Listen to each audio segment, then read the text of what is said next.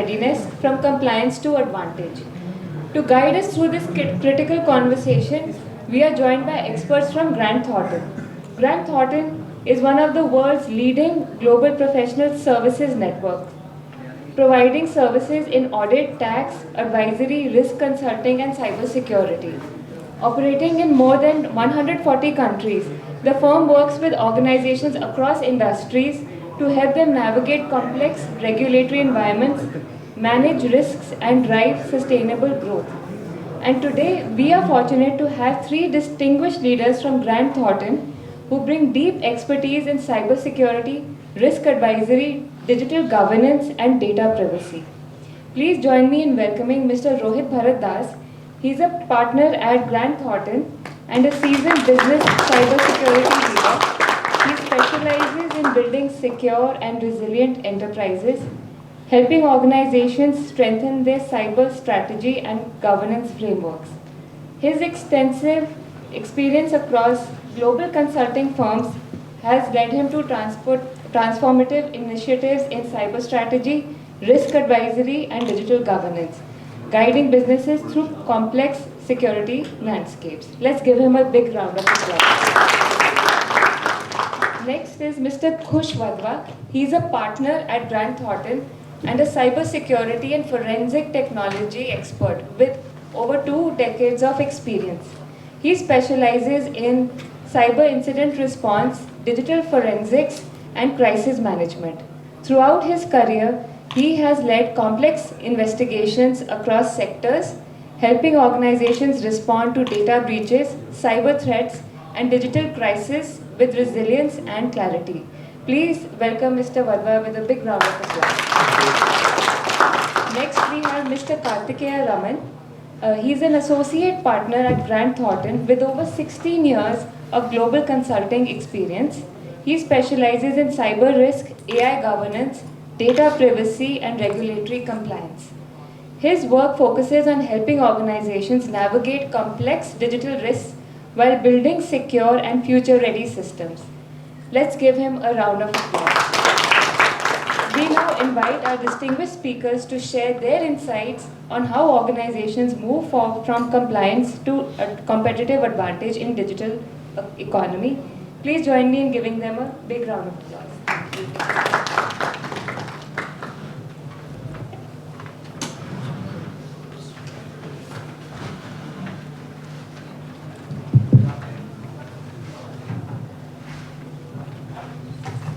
So hi everyone. Today's session we'll keep it more fluid and we want to make it more conversations. So open conversations with all of you. And since we have Rohit, Kush and myself, so we'll start off with Rohit telling you about the governance, the privacy framework, data privacy as such, and what DPDPA entails.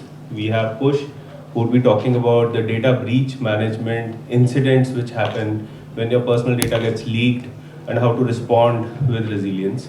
And I'll be more taking over the tools technology part, how the enablement, how actually it is getting implemented in various companies, and what it means for all of us as individuals.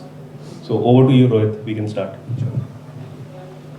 Thank you, Kartik. And I think first of all, thank you so much for joining us.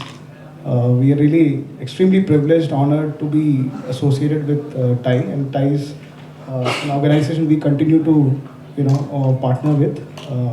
Our associations are more strategic in nature, and thank you so much for being here, first of all, on a Saturday for this session.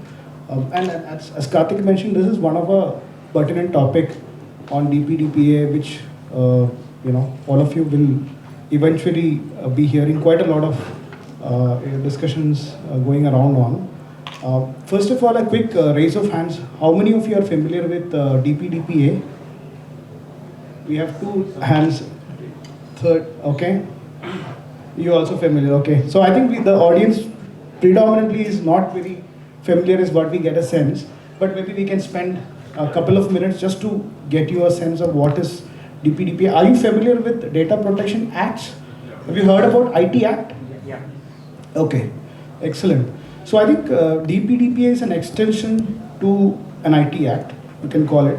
But the entire premise of DPDPA is revolving around personal data protection of the Indian citizens of Indian residents, basically. So in all parts of the globe, including US, Canada, Europe, Singapore, name any country, you would have some data protection law. India is probably catching up, and we are now moving in a very fast pace.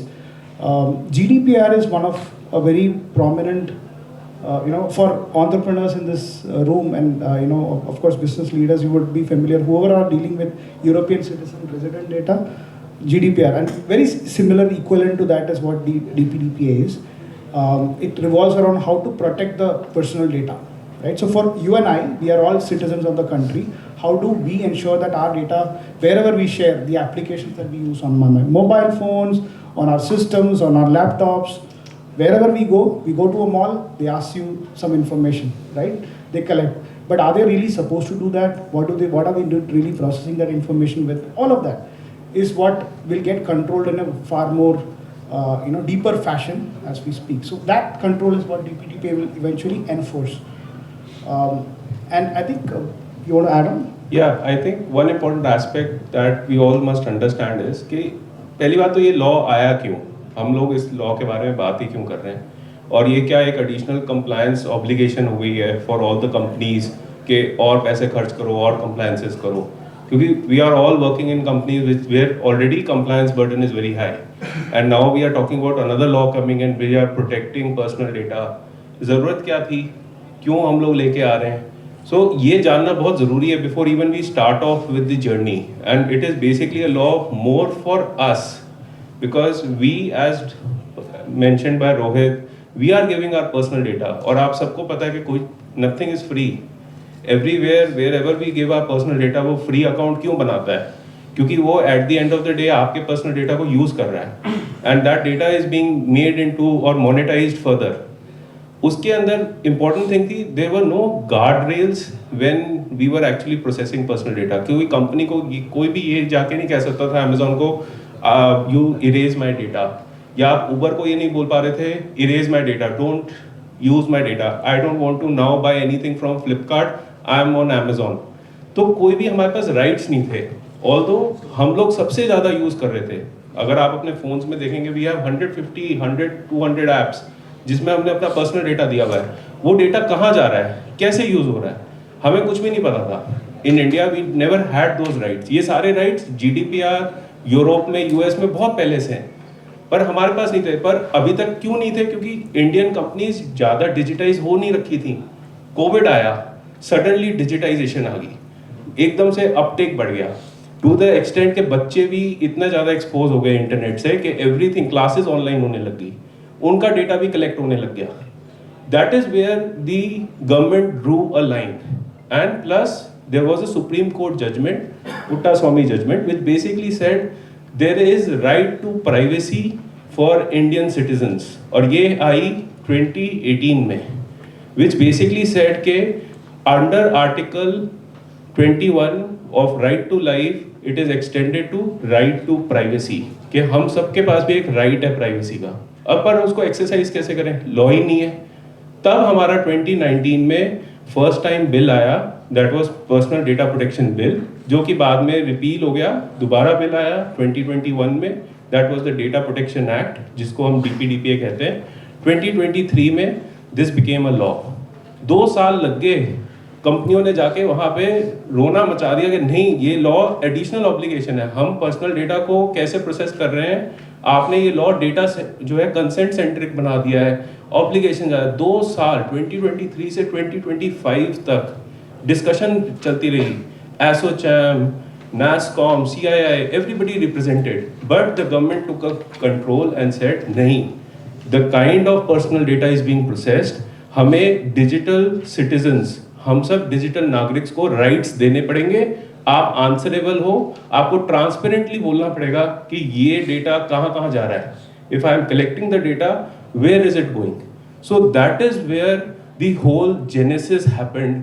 कि हम लोग यहाँ इसलिए बैठे हैं क्योंकि नवंबर 2025 में rules notify हो गए. सारी कंपनियों को 18 महीने दिए गए हैं.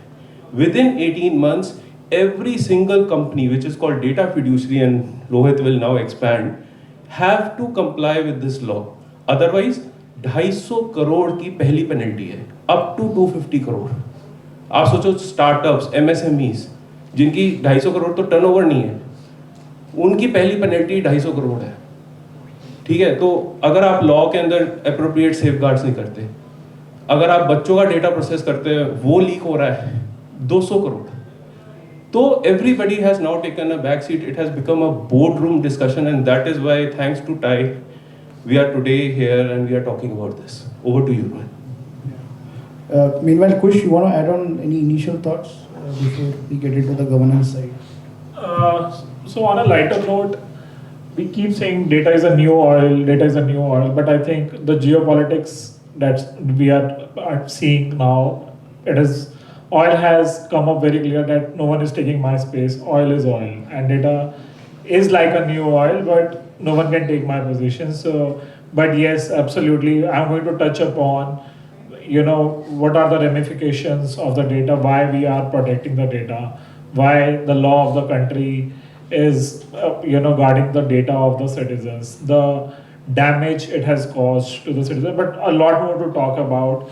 I will just give room to my fellow partners to talk about it, but I will speak once I get a chance, and it's going to be a very, very touchy topic, and you will correlate what is the kind of world that we are living in. So sit tight and enjoy this session. This is going to be a very, very fruitful session, and a lot of pointers for you guys to pick it up because it's going to change the way we are operating in the digital space, or the digital Viksit Bharat that we call as a term given by Honorable Prime Minister of India. Thank you. No, excellent point there, Kush and Kartik. So I think touched upon a topic of it's not a technology issue, right? It's going to be transforming the way that we are all conducting business. So today we perform business in certain way.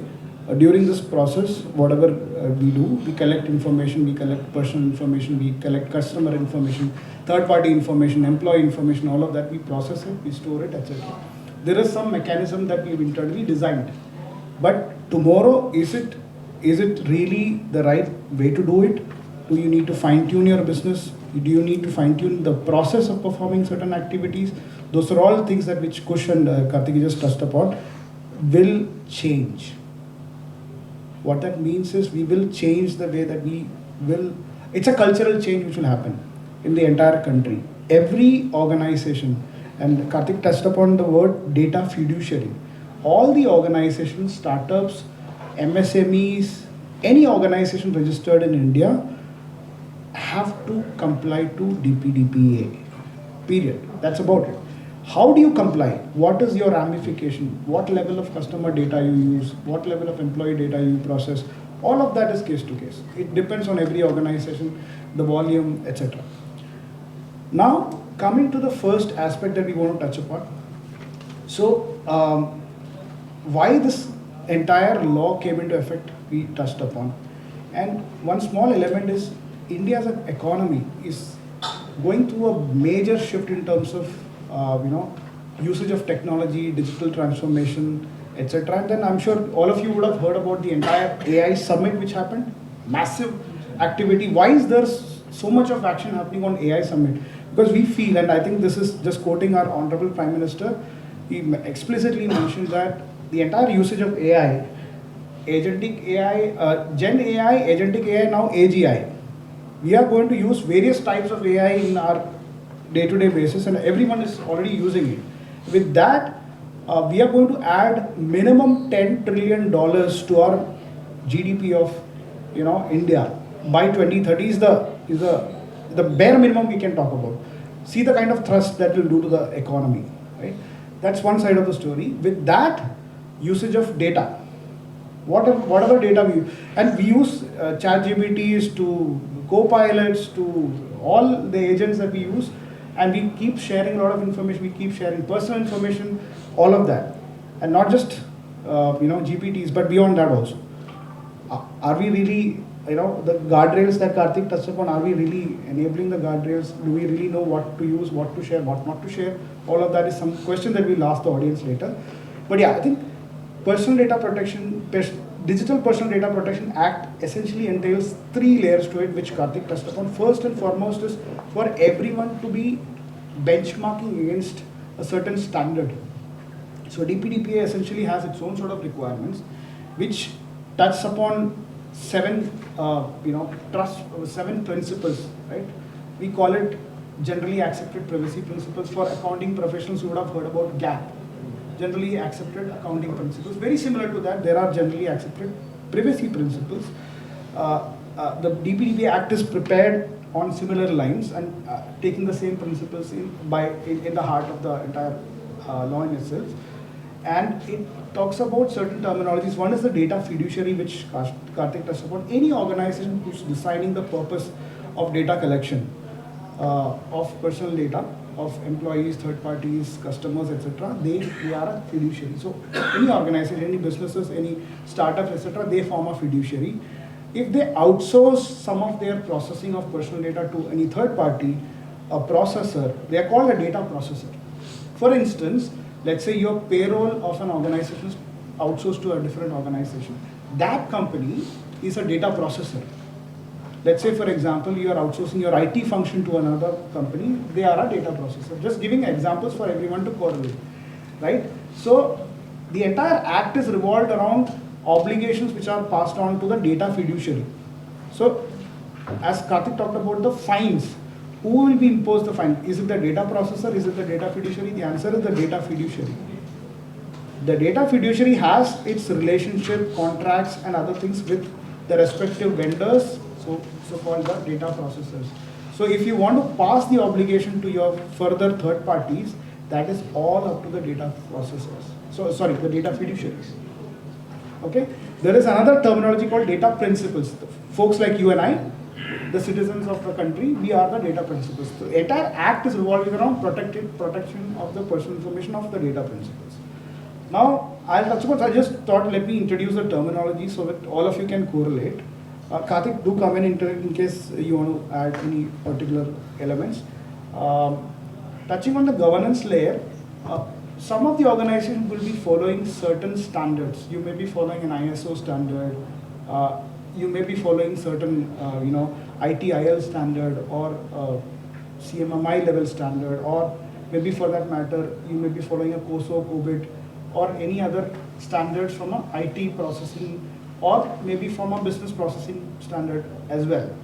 So if you're already following something, you can add DPDPA as a bolt-on to ensure that you are not doing the entire incremental aspect of governing things differently, but add on to what you already are performing. And that approach is called a framework-driven approach, right? So you have something in place, you are creating a framework of how you govern data within the organization and ensuring that certain elements of data collection, data processing, third-party data transfers, storage of information, archival or destruction, all the entire life cycle of data is handled within the organization. Second aspect which the Act touches upon is privacy by design. We talk about what is privacy basically. Can we get some, maybe someone want to talk about what is your understanding of privacy? Why is privacy important? Yeah. Privacy is basically no other organization or person can know that if some actions or some movement is being done, then they'll know who is doing it basically. Okay. Excellent point. Anyone else wants to add on? What's your good name? Dhruv. Anyone wants to add on to Dhruv? On what is your understanding of privacy? I think privacy means my data is being shared only with my consent. Okay. Without my consent, my data is not being shared. Excellent. You touched upon a word consent. Okay. Good. What else? So this data is, if I'm giving a data to an entity, okay, to what do they share it to somebody else? Are they allowed to do it? For what period do they retain it? Sure. And basis like you mentioned consent, I should have a flexibility to remove it. Sure. You touched upon sharing of information, retention of information, and the purpose. Revoking rights. And revoking the rights. Excellent. I think you touched upon some of these pertinent points. Anyone else wants to add on? Yeah.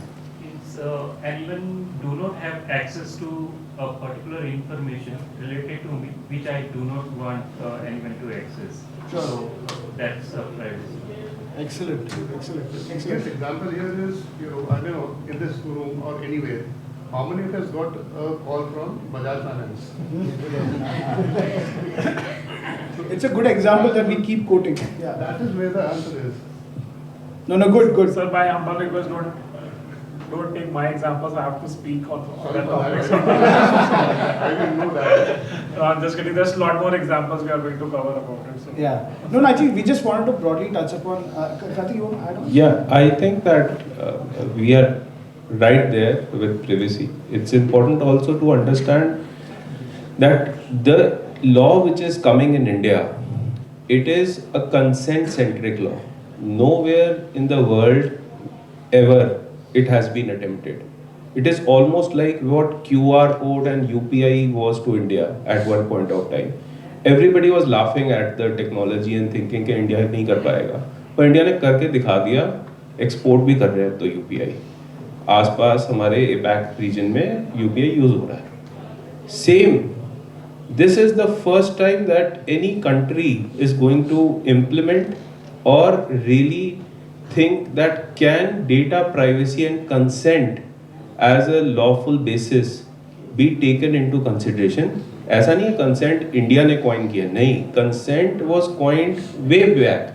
If you read GDPR, you will see the 6 lawful bases, out of which the 6th one is called consent. जब कंपनियां अपनी 5 lawful basis expand मतलब exhaust कर देती हैं, कुछ नहीं होता, तो पहला होता है like legitimate interest.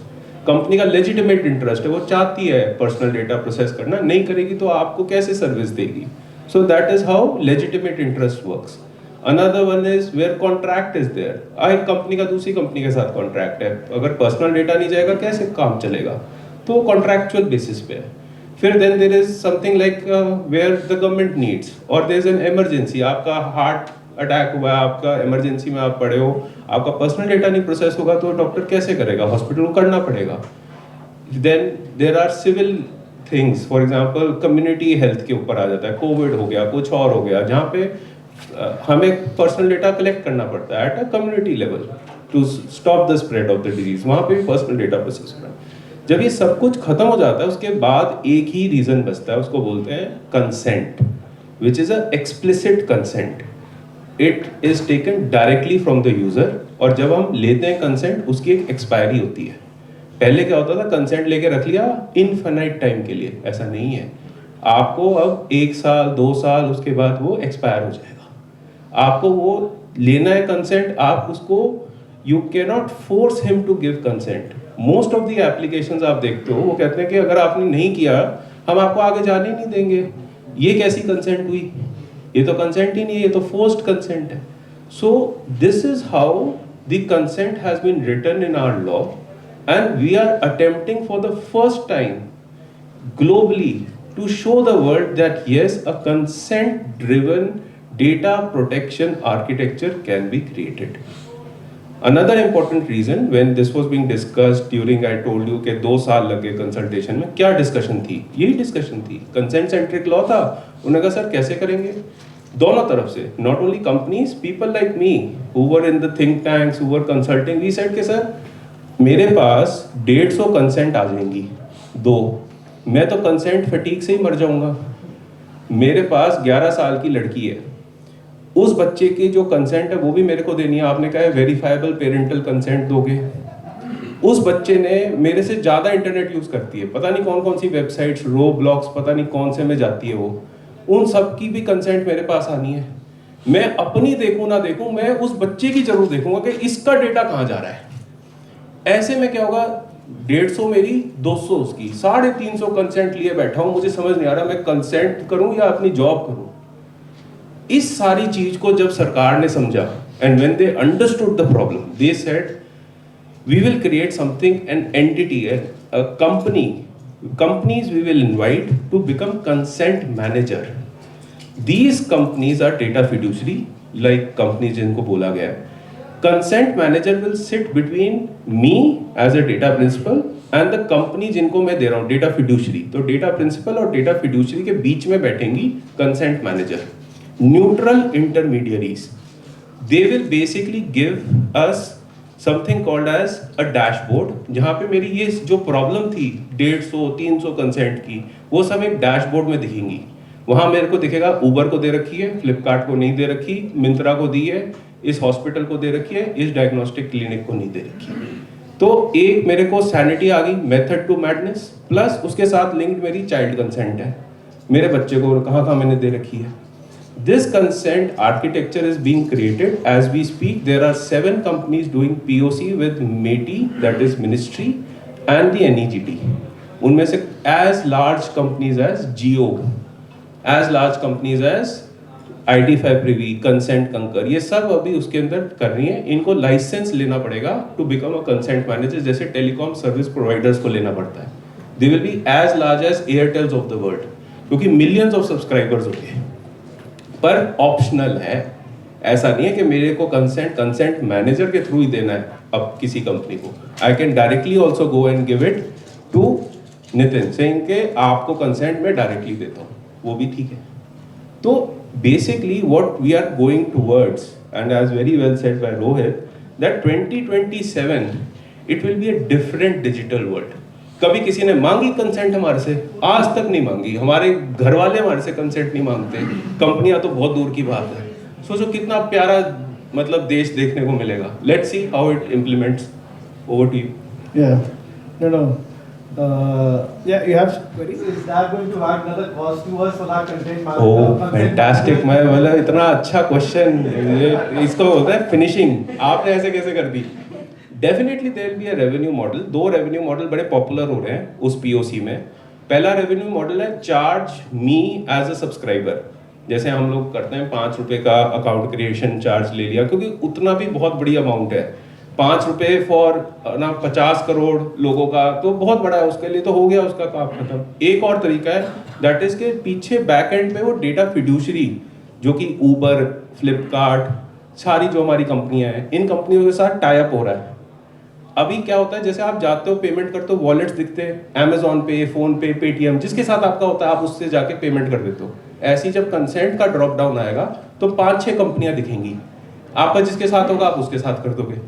IT system जो कंपनियों के होंगे वो उस पर्टिकुलर कंसेंट मैनेजर के साथ लिंक्ड होंगे एपीआई के साथ, और that is where the game is. अब वो मैं एज अ कंपनी, क्या मैं एक कंसेंट मैनेजर के साथ जाना चाहूंगा? नहीं।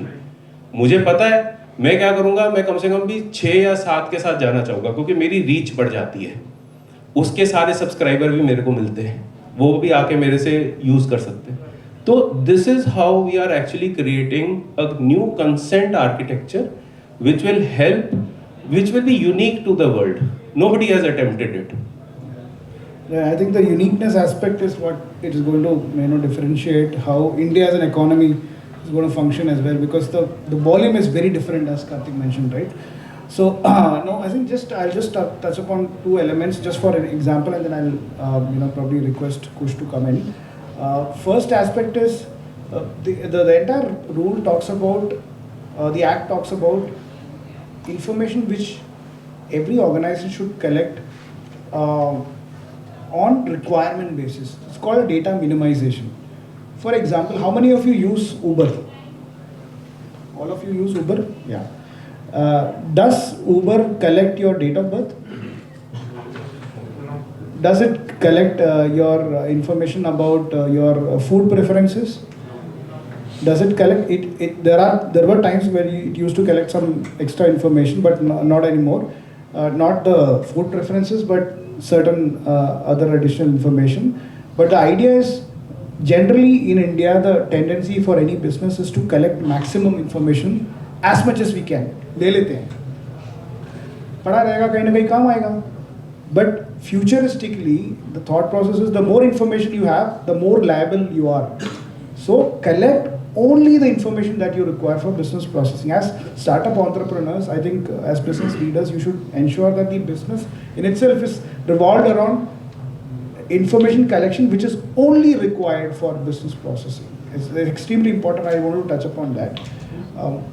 And then I just, before I conclude on the process elements, first and foremost is for any organization, for a startup, you will need to perform an assessment against DPDPA, right?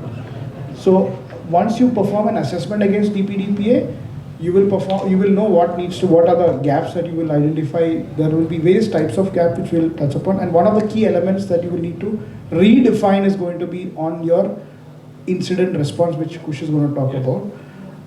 That is going to be the core of the entire DPDPA Act, because everyone is thinking about how do I address the fine issue. Right now, I will probably invite Kush. He's been silent so long, but now you will hear the entire. I know he's been holding himself, but yeah. So let's request. I think I'm loud enough, and everyone can hear me out there, right? Yes. That's my DNA. So okay, that's what I like. So okay, now I will take a deep dive onto the core of this law, why this came into picture. We all are coming in from the times जब Telegram लिखा जाता था, किसी को कोई फर्क नहीं पड़ता था कि क्या information जा रही है, कोई जा रही है. But no, I don't. I think I'm audible. Okay. So no one did care about what information we are putting on the telegram. It was like really easy. But the time has changed where the data moved from analog to digital, right? Everything started getting recorded digitally. पहले जो checks होते जो payment transfer होती थी वो it was through slips, right? फिर वो change हुआ, digital came into picture, फिर digital के ऊपर cyber आया because people started exploiting that. अब the problem is the data that is there on the digital that is getting exploited. And the second thing is Gen Zs and the millennials of the world, they are operating at a different level than the age that we are coming from. हमें फर्क नहीं पड़ता, but उनको फर्क पड़ता है. That's into their DNA. And we are not challenging them. We are not saying we were wrong or they are wrong. No one is right or wrong, but it's just that there is a shift in the generation, and we have to respect the upcoming generation, right? So, the government definitely wanted to respect the privacy of the individuals, and they came for it. But the challenge that the government is facing across the globe is the data that is getting exfiltrated. वो control नहीं हो पा रहा. और वो control क्यों नहीं हो पा रहा? ऐसा नहीं है कि cyber controls नहीं है, but there is no seriousness that is involved. Can anyone tell me why there are so much huge fines on the DPDP? Why not on any other? Cyber का incident होता है, कभी किसी ने उसके ऊपर fines नहीं लगाए, but data privacy के ऊपर क्यों? Apart from these two, because I know they will interfere for sure, so I want to exclude them. But yeah. Anyone? And it's a dialogue, please. I will be really happy if it's an open conversation than to think about maybe I'm right or wrong. Don't think about it. Nothing is right or wrong, but just try to answer it. Just protection of the data कि कोई भी उसका unauthorized use ना कर पाए. No, 250 crore का fine क्यों लगा दिया उसके ऊपर कि अगर नहीं हुआ तो? It's as critical as impacting the elections and US government getting toppled and One at a time, please.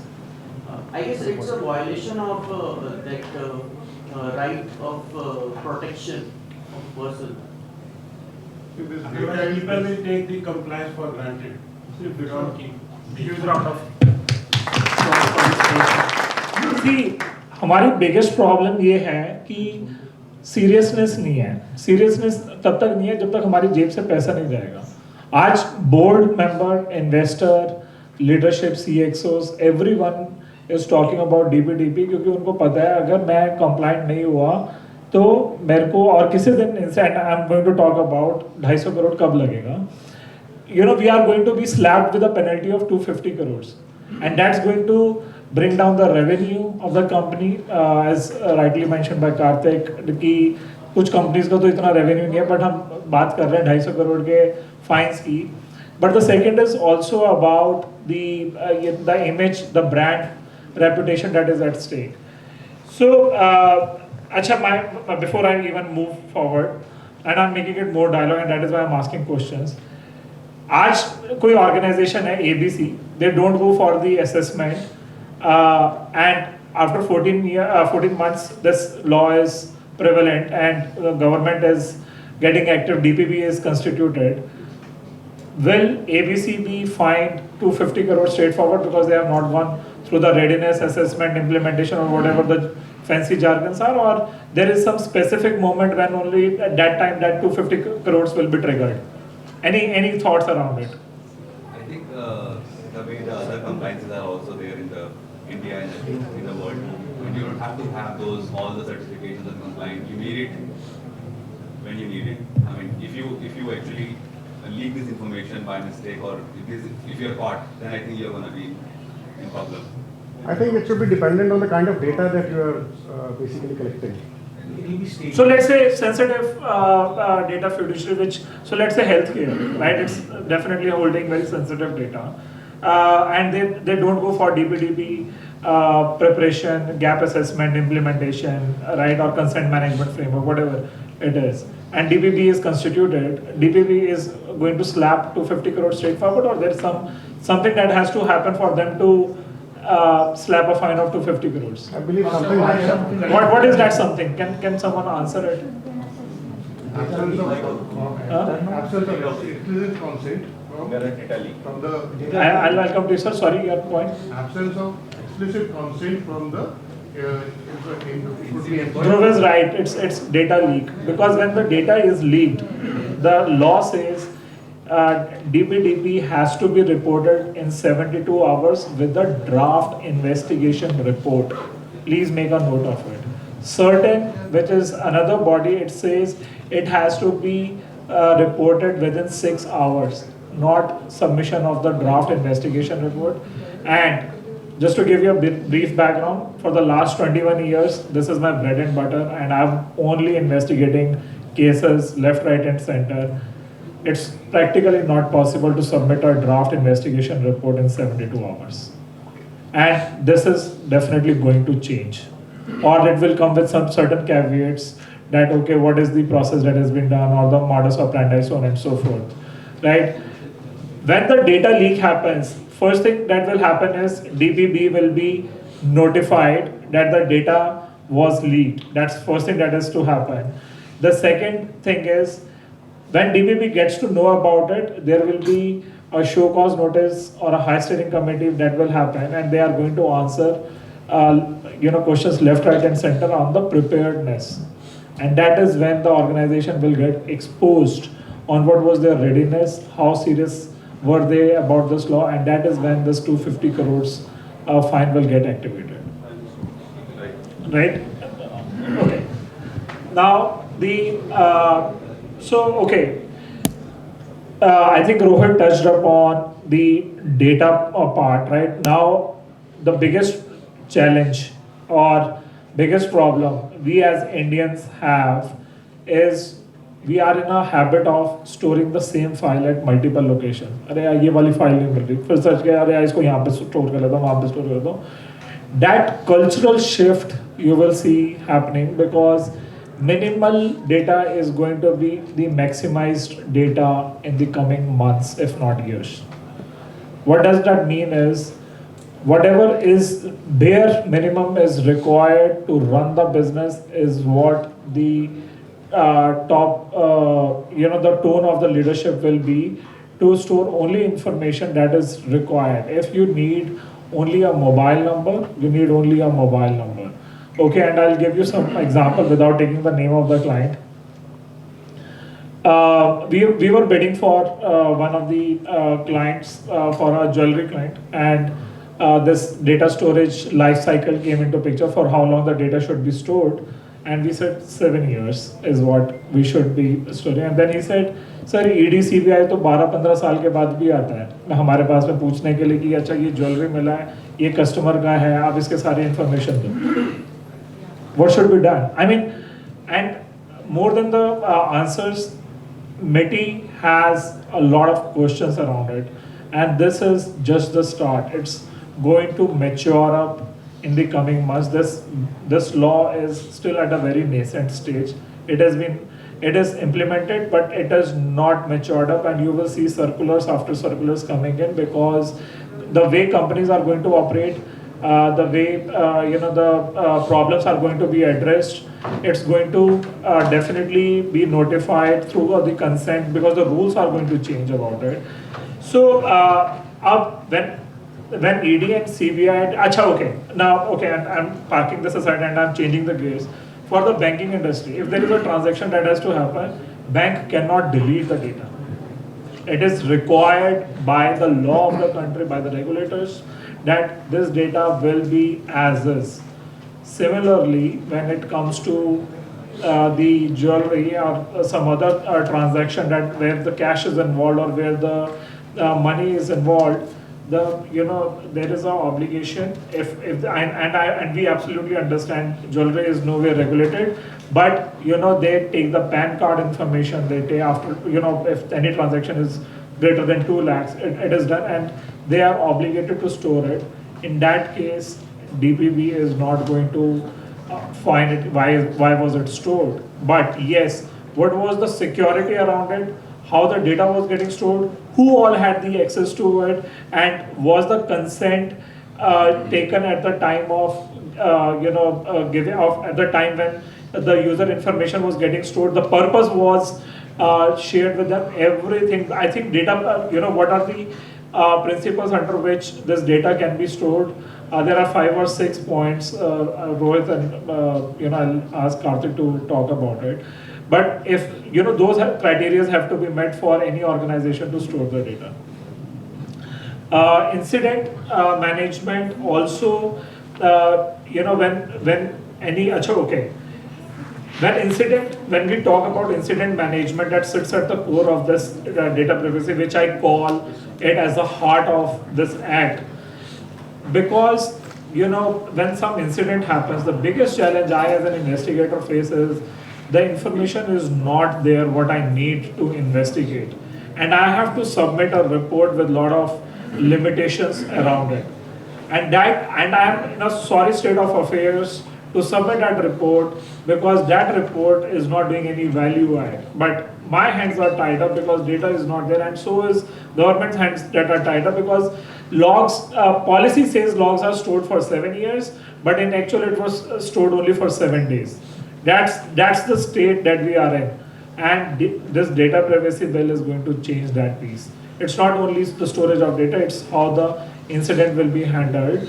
And it says that data privacy will require the digital forensic and incident response preparedness to be there. And what does that mean? What does that mean is data privacy, digital forensic incident response prepared means you will assess the investigator like us, like me, they will investigate the length and breadth of the digital landscape, and will see what is the preparedness that the organization has in storage of these logs, in storage of the policies, in storage of the access control, so on and so forth. And that is first requirement. The second is incident responders are very, very, very less in the country, and there is a huge demand of them. If someone acquires the knowledge of incident response, they will not stay back in the country. They will definitely go out because of the money that is involved, because of the experience that is involved. And why I'm telling you this is there is a retainership that is coming in, and you will see a lot of, I don't know how many of you have heard this jargon, incident response retainership. Anyone has heard about it? Okay. Retainership is like the companies sign the retainership, one like us, to ensure that if something goes wrong, the doctor is at your side to help you with the incident investigation. Now, data privacy, if you are not giving the report of 72 hours, within the 72 hours, it's definitely there is going to be a penalty around it.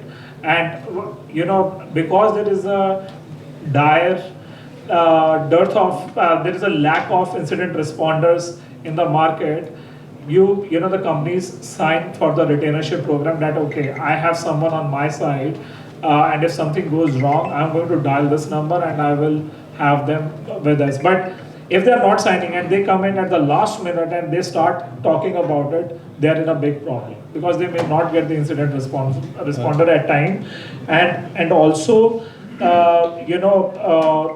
the commercial values, everything is going to take a lot of time. So those are discussed beforehand and not at the last minute. That's my thought.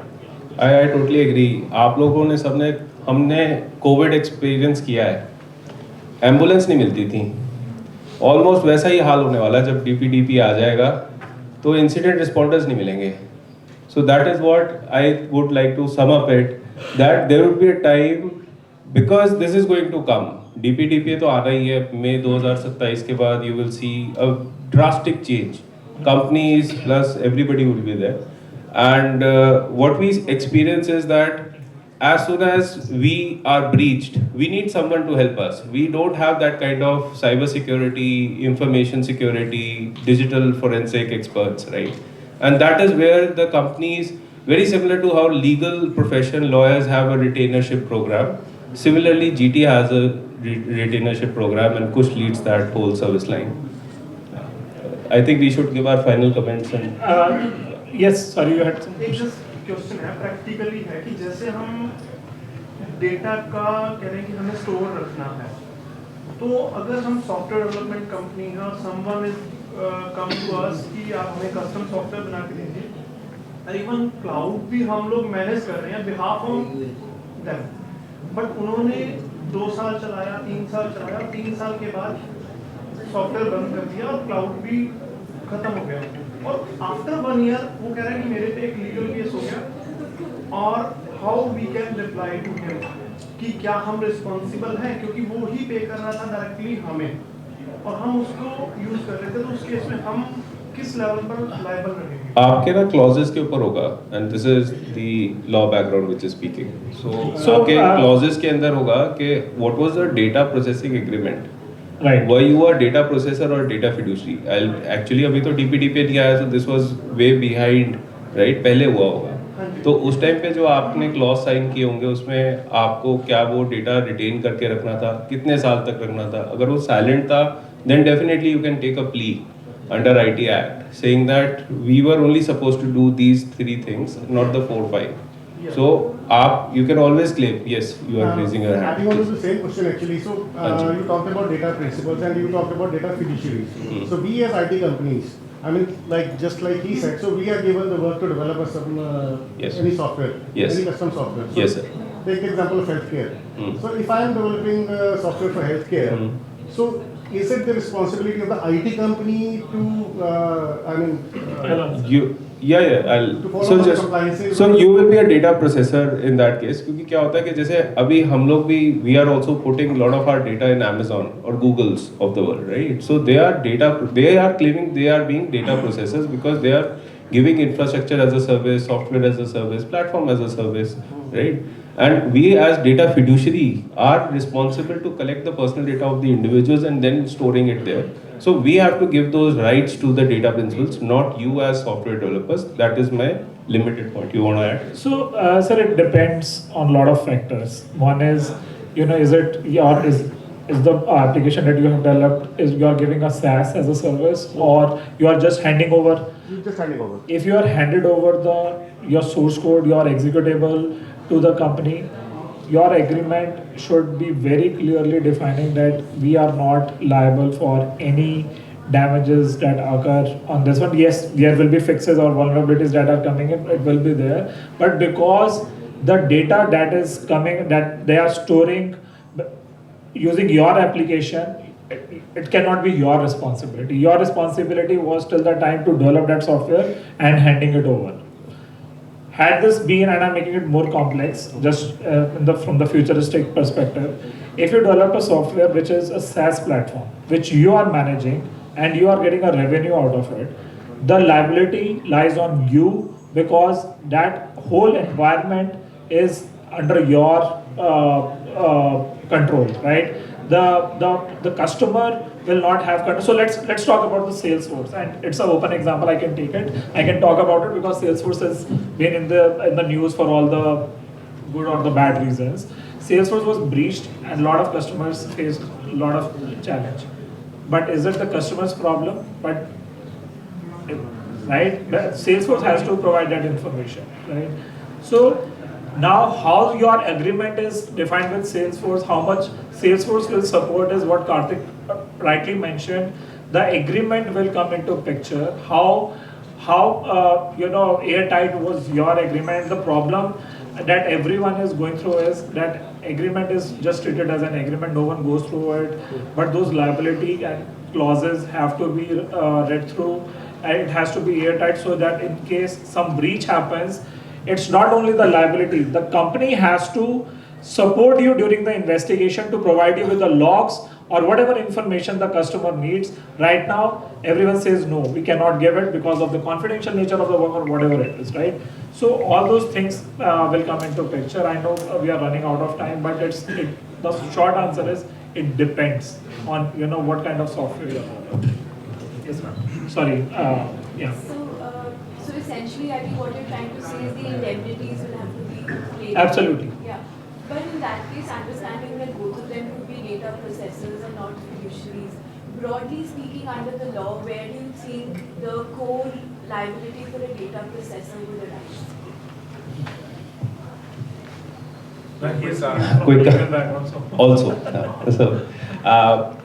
The core liability would rely. So the thing is, under DPDPA, data processors are scot free because there is no liability on data processors, to be very honest.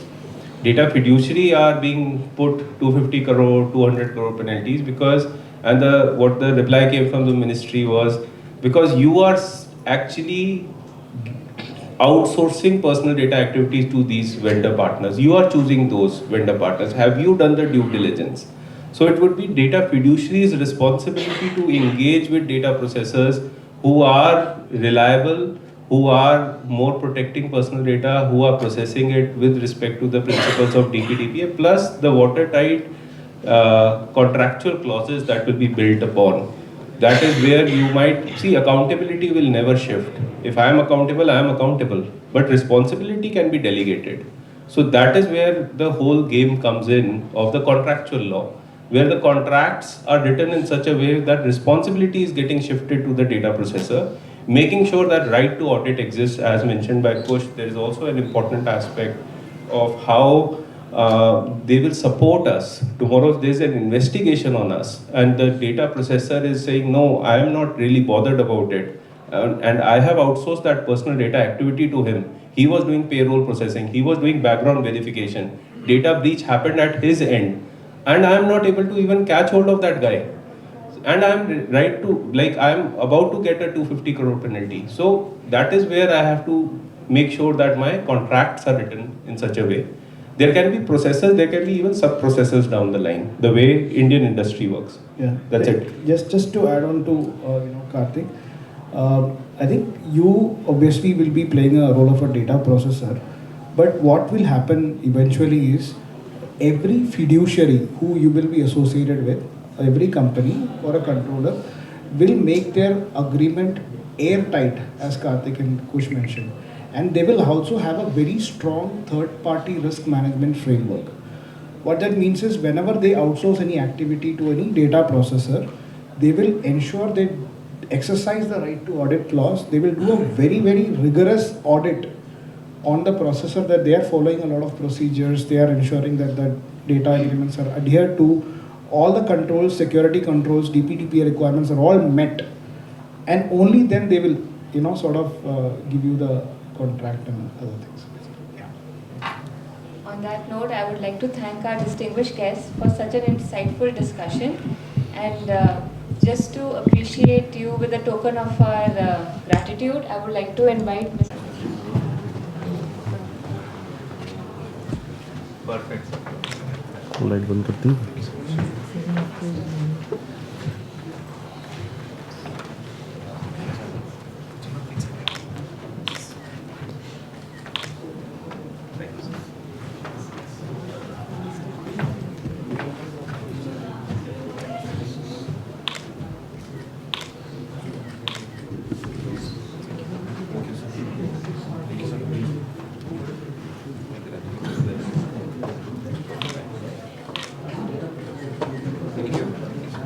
you so much. Let's give our speakers a huge round of applause.